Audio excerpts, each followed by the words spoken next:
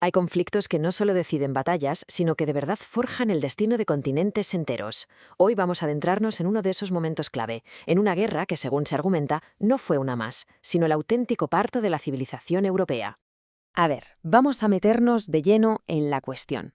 La pregunta es, en apariencia, sencilla, pero sus implicaciones son monumentales. ¿Y si hubiera ganado Cartago? ¿Qué habría pasado si la historia se hubiera inclinado hacia el otro lado? Pues las fuentes lo dejan clarísimo. El mundo que hoy pisamos sencillamente no sería el mismo. Es que la semilla de lo que llamamos Europa, directamente, no habría llegado a germinar.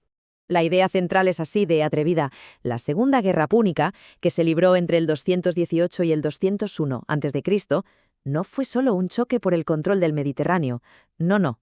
Fue el momento fundacional de Europa, el crisol donde se moldeó su identidad para siempre. Lo que estaba en juego era literalmente todo. No se trataba solo de que una ciudad sobreviviera, sino del futuro de todo un modelo de civilización.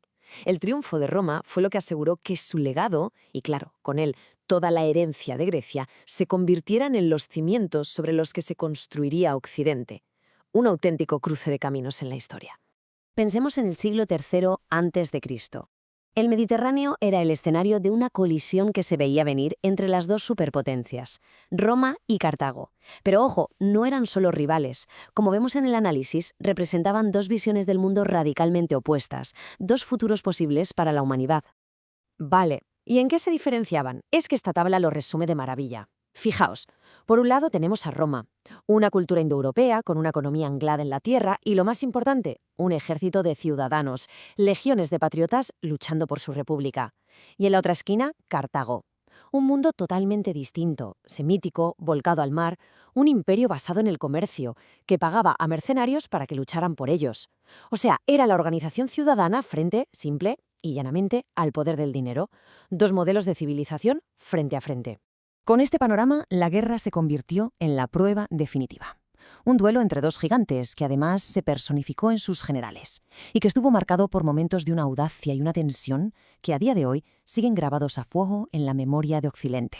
El conflicto arranca ¡boom! Con el ataque de Aníbal a Sagunto. De ahí pasamos a su increíble hazaña cruzando los Alpes, una proeza que todavía nos deja con la boca abierta.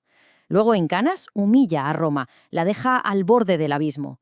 Pero Roma no se rinde, y ahí es cuando emerge la figura de Escipión, que contraataca en Hispania y al final derrota al gran Aníbal en su propia casa, en Zama. 17 años de lucha, casi nada, resumidos en 5 actos de un drama histórico. Vamos a pararnos un momento en Canas. Aquí, Roma no fue derrotada, fue aniquilada.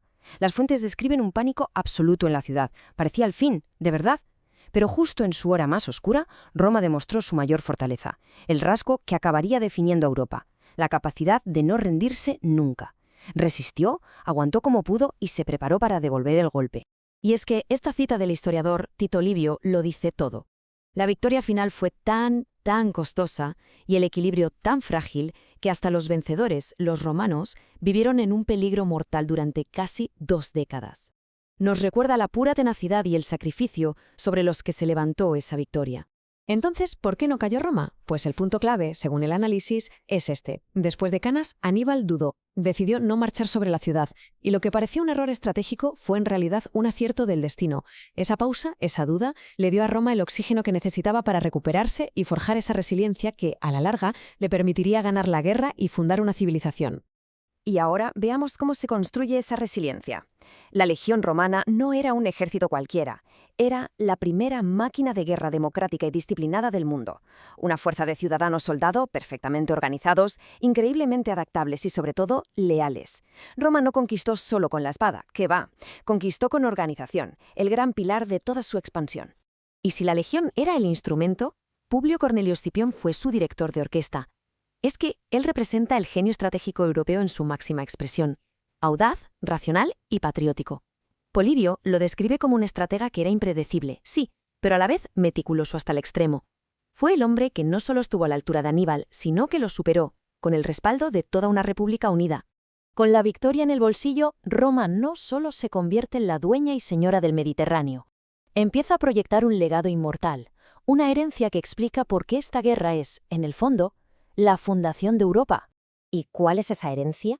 Pues nada menos que esto, la lengua latina, que se convirtió en el vehículo de toda una cultura, un sistema de leyes y justicia que es la base de nuestros códigos actuales. La idea, totalmente revolucionaria, de la ciudadanía. La creación de un espacio cultural común en todo el Mediterráneo y, fundamentalmente, un modelo político diseñado para durar. Y este sistema político fascinó a los pensadores durante siglos. El historiador Polibio lo vio como la mezcla perfecta: el poder ejecutivo de los cónsules, la sabiduría de la aristocracia en el Senado y la voz del pueblo en la Asamblea. Un sistema de pesos y contrapesos, de checks and balances, diseñado para evitar la tiranía. Una aspiración que se convertiría en el motor de todo el pensamiento político europeo. Pero la grandeza de Roma no era solo política, claro. Polibio también destaca el papel importantísimo de la religión como un pilar del Estado, pero no tanto como una fe ciega, sino como un instrumento muy práctico para garantizar la cohesión social, la honestidad de los cargos públicos y el orden. Era, por así decirlo, el pegamento moral que mantenía unida a la sociedad. El resultado final de esta victoria es un hecho histórico absolutamente único. Roma no solo dominó el Mediterráneo, lo convirtió en el Mare Nostrum, nuestro mar, un lago interior que conectaba todo un mundo civilizado. Fue, tal y como señala la fuente, la primera y de hecho la última vez que una sola potencia logró unificar culturalmente y políticamente las dos orillas del mar. Así que la conclusión del análisis es rotunda. Esta guerra fue mucho más que una simple conquista. Fue el crisol donde se forjaron los rasgos que definen el alma europea: la resiliencia, demostrada después de la catástrofe, el orden, a través de la ley y las legiones, y una vocación civilizadora que se extendería por todo el continente. Lo que nos deja con una idea final bastante clara. La victoria de Roma sobre Cartago no fue simplemente una conquista más, para nada. Fue un acto creador, el momento que dio forma a un continente.